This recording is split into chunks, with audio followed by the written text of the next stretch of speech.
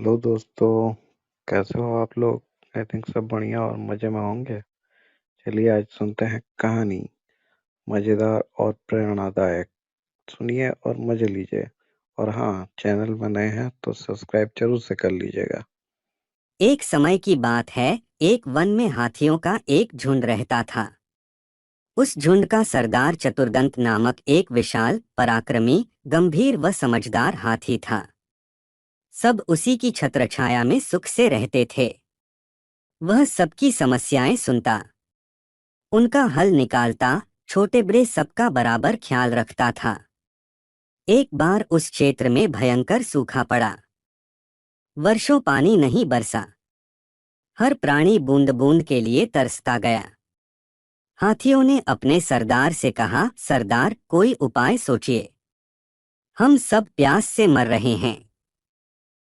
हमारे बच्चे तड़प रहे हैं। चतुर्दंत पहले ही सारी समस्या जानता था।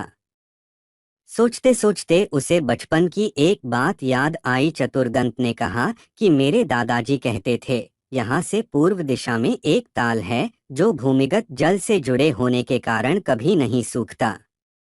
हमें वहां चलना चाहिए। सभी को आशा की किरण नजर आई। हाथियों का झुंड चतुर्दंत द्वारा बताई गई दिशा की ओर चल पड़ा। बिना पानी के दिन की गर्मी में सफर करना कठिन था। आधा हाथी रात को सफर करते। 5 रात्रि के बाद वे उस अनोखे ताल तक पहुंच गए। सचमुच ताल पानी से भरा था। सारे हाथियों ने खूब पानी पिया, जी भरकर ताल में नहाए व डुबकियां लगाईं। उसी क्षेत्र में खरगोशों की घनी आबादी थी। उनकी शामत आ गई। सैकड़ों खरगोश हाथियों के पैरों तले कुचले गए। उनके बिल रौंदे गए। उनमें हाहाकार मच गया। बचे कुचे खरगोशों ने एक आपातकालीन सभा की। एक खरगोश बोला, हमें यहाँ से भागना चाहिए। एक तेज स्वभाव वाले चतुर खरगोश ने कहा, हमें अक्ल से काम लेना चाहिए। हाथी अंधविश्वासी होते हैं। हम उन्हें कहेंगे कि हम चंद्रवंशी हैं। तुम्हारे द्वारा किए खरगोश सहार से हमारे देव चंद्रमा रुष्ट हैं। यदि तुम यहाँ से नहीं गए तो चंद्रदेव तुम्हें विनाश का श्राप दे देंगे। एक अन्य अन्य खरगोश ने उसका समर्थन किया। उसने कहा, लंबकर्ण खरगोश को हम अपना दूत बनाकर चतुर्दंत के पास भेजेंगे। लंबकर्ण एक बहुत चतुर खरगोश था। सारे खरगोश समाज में उसकी चतुराई की धाक थी। बातें बनाना भी उसे खूब आता था। बात से बात निकालते जाने में उसका जवाब नहीं था। जब खरगोशों ने उसे दूत बनकर जाने के लिए कहा तो वह तुरंत तैयार हो गया। खरगोशों पर आए संकट को दूर करके उसे प्रसन्नता ही होगी। लंबकर्ण खरगोश चतुर्दंत के पास पहुंचा और दूर से ही एक चट्टान पर चढ़कर बोला, गजनायक चतुर्दंत, मैं लंबकर्ण चंद्रमा का दूत उनका उनका संदेश लेकर आया हूँ। चंद्रमा हमारे स्वामी हैं। चतुर्दंत ने पूछा, भाई क्या संदेश लाए हो तुम? लंबकर्ण बोला, तुमने खरगोश समाज को बहुत हानि पहुंचाई है। चंद्रदेव तुमसे बहुत रुष्ट हैं। इससे पहले कि वह तुम्हें श्राप दे दें, तुम यहाँ से अपना झुंड लेकर चले जाओ। चतुर्दंत को विश्वास न हुआ। उसने कहा, चंद्रदेव कहाँ हैं? मैं खुद उनके दर्शन करना चाहता हूँ। लंबकर्ण बोला, चंद्रदेव असंख्यम खरगोशों को श्रद्धांजलि देने स्वयं ताल में पधार कर बैठे हैं। आइए उनसे साक्षात्कार कीजिए और स्वयं देख लीजिए। लीजिए कि वे कितने रुष्ट हैं। चालाक लंबकर्ण चतुर्दंत को रात में ताल पर ले आया। उस रात पूर्णमासी थी।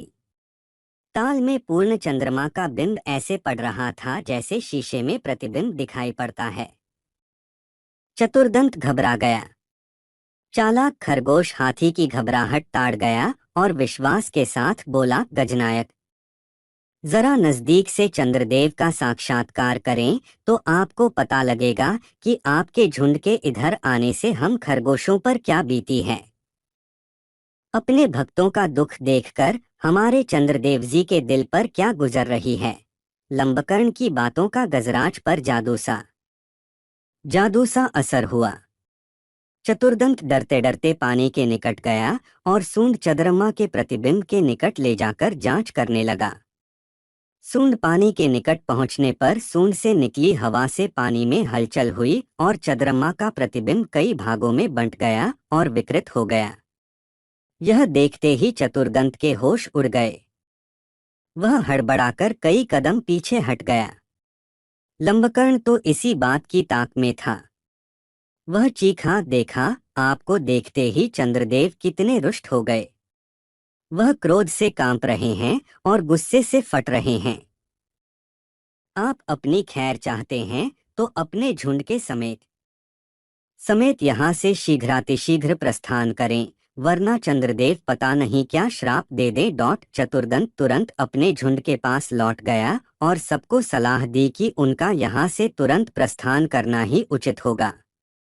अपने सरदार के आदेश को मानकर हाथियों का झुंड लौट गया। खरगोशों में खुशी की लहर दौड़ गई।